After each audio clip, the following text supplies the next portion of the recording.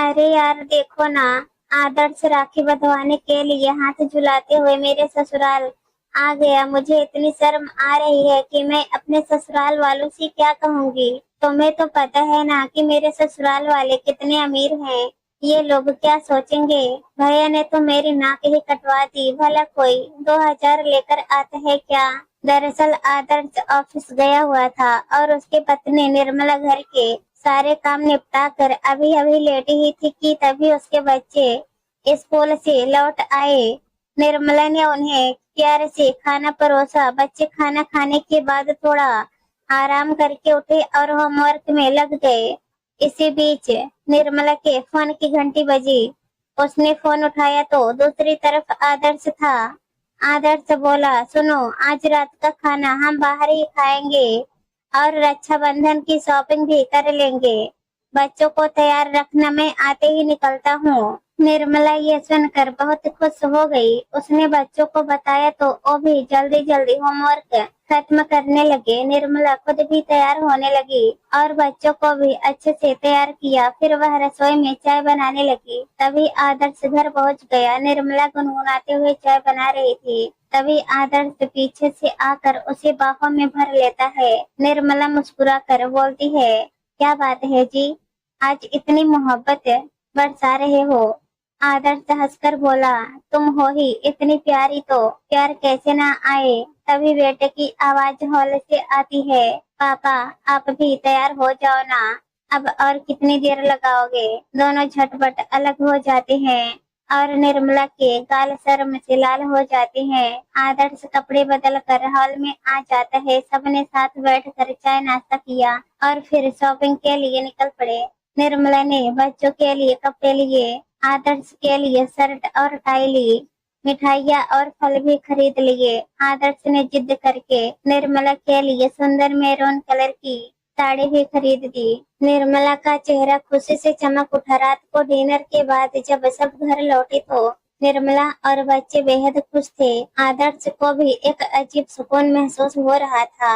हर साल रक्षाबंधन पर आदर्श अपनी बहन मीनाक्षी के घर जाता था। निर्मला हमेशा मायके जाने को तरसती रहती, मगर उसका भाई राजीव कभी नहीं आ पाता था क्योंकि निर्मला का मायका 18 घंटे दूर था और अकेले बच्चों के साथ वो नहीं जा सकती थी। आदर्श अपनी बहन के ससुराल में महंगे गिफ्ट लेकर जाता था क्योंकि उसे लगता था कि माता पिता की मौत के बाद मीनाक्षी की जिम्मेदारी उसी की है। लेकिन निर्मला की भावनाएं अनजाने में वो दबा देता था। मीनाक्षी का ससुराल बहुत अमीर था और वो हमेशा गिफ्ट में कमी निकाल देती थी। आदर्श ने एक उपाय निकाला। अब वह नकद पैसे देता और मीनाक्षी को कहता कि जो चाहिए खुद खरीद लेना। एक बार जब आदर्श की नौकरी छूट गई और हालत खराब हो गई तो भी राखी पर वह 2,000 का इंतजाम करके बहन के ससुराल गया। राखी बंधवाने के बाद जब उसने लिफाफा मीनाक्षी को दिया तो उसका चेहरा उतर गया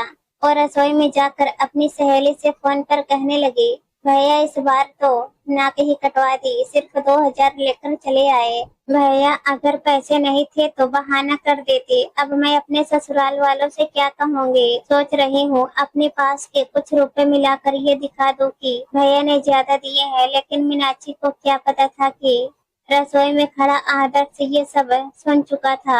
आदर्श ने कांपती आवाज में कहा, बहन प्यार क्या सिर्फ पैसों से तौला जाएगा। जब बचपन में मैं 10 रुपए की चॉकलेट देता था तब भी तो राखी बांध देती थी, अब तो तेरे लिए 2,000 भी कम है। मीनाक्षी बोली, अरे भैया आप भी कुछ नहीं समझते, ये सब दुनियादारी की बातें हैं। जब पैसे नहीं थे तो आए ही क्यों थे। आदर्श ने नम आंखों से कहा, मैं तुझे से मिलने आया था बहन, पूरे साल हो गया था तुझे देखे हुए, जितना था उतना लाया। इस पर मीनाक्षी तुनक कर बोली, भाभी के लिए तो बड़े बड़े गिफ्ट लेकर आते हो, मेरे लिए बहाना बना देते हो। आदर्श ने चुपचाप वहाँ से निकल जाना ही बेहतर समझा। वो टूटे दिल से घर लौटा तो देखा निर्मला फोन पर भाई राजीव से कह रही थी, भैया अगली बार जरूर आऊंगी राखी पर। निर्मला की आंखों में आंसू थे और आदर्श का दिल और भी तड़प उठा। उसे पहली बार एहसास हुआ कि उसने अपने सच्चे रिश्ते की कीमत नकली दिखावे के रिश्ते के लिए चुकाई है। उसने किसी को कुछ नहीं बताया, लेकिन मन ही मन घुटता रहा।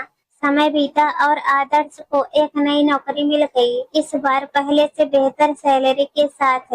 इधर मीनाक्षी भी फिर से पुराने व्यवहार में लौट आई, लेकिन आदर्श अब सिर्फ औपचारिकता निभाता था। इस बार रक्षाबंधन आया तो मीनाक्षी ने प्यार से बुलाया। उसने फोन करके कहा, भैया शुभ मुहूर्त पर आ जाना, देवरानी भी आ चुकी है। इस बार पैसे सोच समझ कर देना। आदर्श मुस्कुरा कर बोला, इस बार मेरी आर्थिक स्थिति ठीक है ना, तो तेरी नाक नहीं कटेगी, यही बात है ना। मीनाक्षी चुप हो गई और बोली, भैया पुरानी बातों को भूल जाओ ना, मैंने नादानी में कह दिया था। और आपको पता है ना मेरे ससुराल वाले कितने अमीर हैं, तो उनके हिसाब से पैसे तो देने ही पड़ते हैं। आदर्श ने गहरी सांस ली और बोला, नहीं मीनाक्षी, इस बार मैं तेरी भाभी को उसके मायके ले जा रहा हूँ। उसे भी राखी मनाने का हक है, तो राखी भेज देना और मैं कैश भेज दूंगा। इतना कहकर आदर्श ने फोन काट दिया।